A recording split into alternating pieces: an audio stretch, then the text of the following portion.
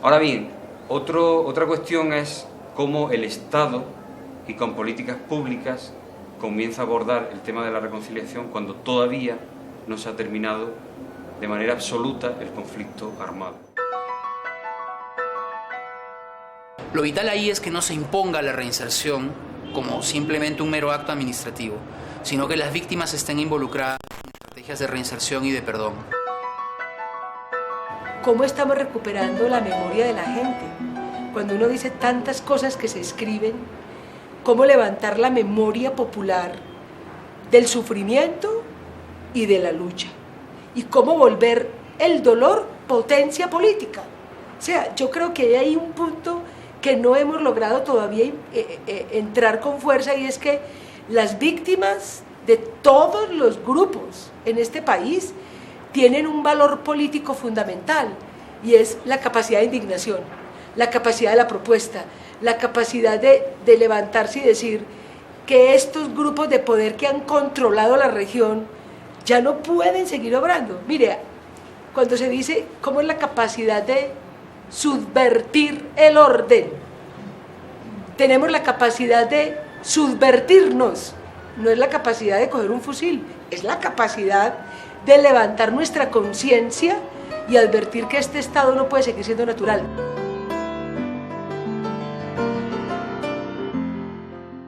No puede haber, por supuesto, reconciliación sin derechos humanos y sin democracia, pero además es más grave.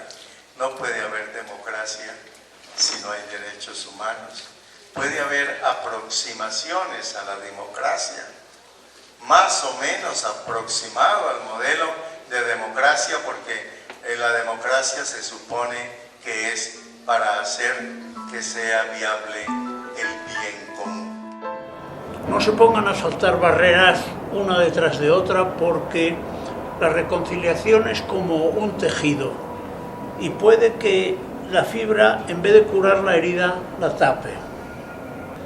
Hace falta medir muy bien qué barrera se quiere pasar. Por otro lado, cada vez que se pasa una barrera, se genera la confianza que te anima a afrontar la siguiente barrera.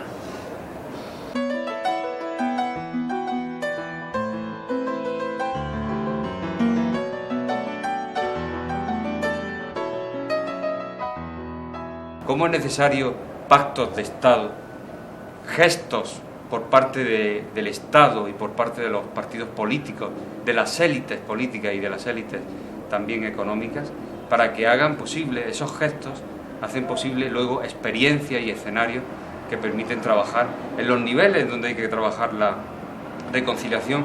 Si tomamos los parámetros de Perú: reconciliación política, reconciliación social y reconciliación interpersonal.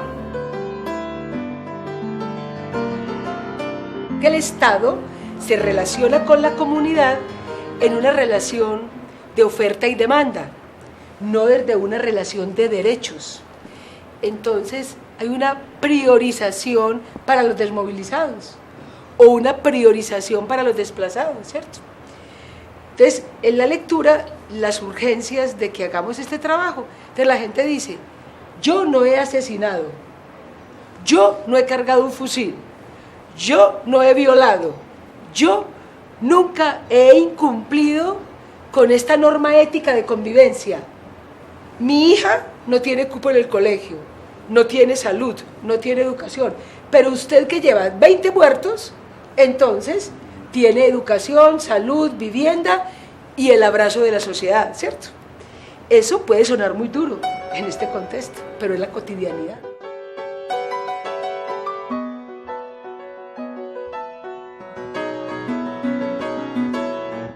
Hay tres temas: restitución, es decir, si las personas se han apropiado de tierras y bienes que hagan los gestos para restituirlas.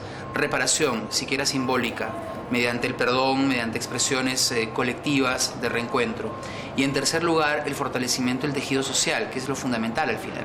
Es decir, no vas a poder tú implementar medidas de justicia en comunidades que están divididas o que son tan débiles que ni siquiera pueden resolver sus conflictos de linderos. O sea, tienes que fortalecer la estructura comunal, pero también tienes que darle a la comunidad las herramientas legales.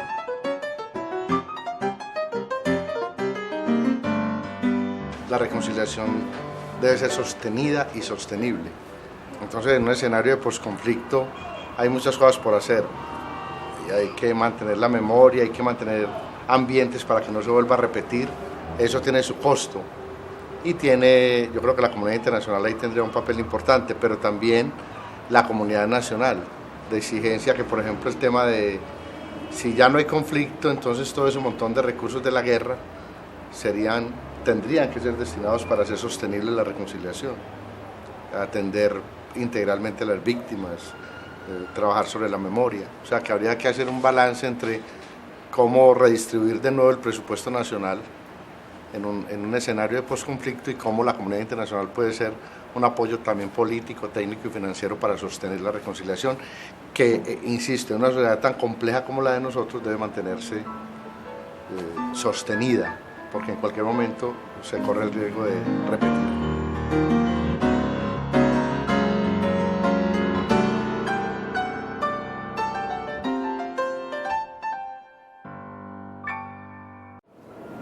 Este es un proceso que puede convertirse en histórico, en una oportunidad sobre todo para las voces silenciadas, para las víctimas.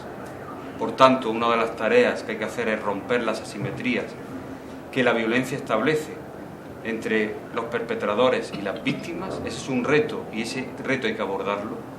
En segundo lugar, es importante que todos estos conceptos que tienen que ser difundidos en toda la sociedad, eso que denominamos justicia transicional, verdad, reparación integral, garantía de no repetición, reconciliación también, se haga desde la metodología de la pedagogía social, una pedagogía que se hace con la gente, consultando a la gente, encontrándose con la gente, dialogando con las poblaciones, para que sean los propios ciudadanos los que determinen el camino que hay que recorrer para conocer mejor la verdad de lo que sucedió, para que se conozca no solamente en Colombia, sino en el resto del mundo.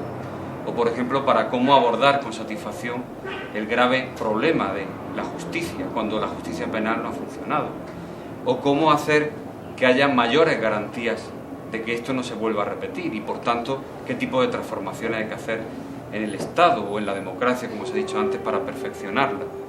O qué hacer con el gran tema de la reparación integral a las víctimas, para hacerlas visibles, dignas, para que su dolor se convierta en un dolor público.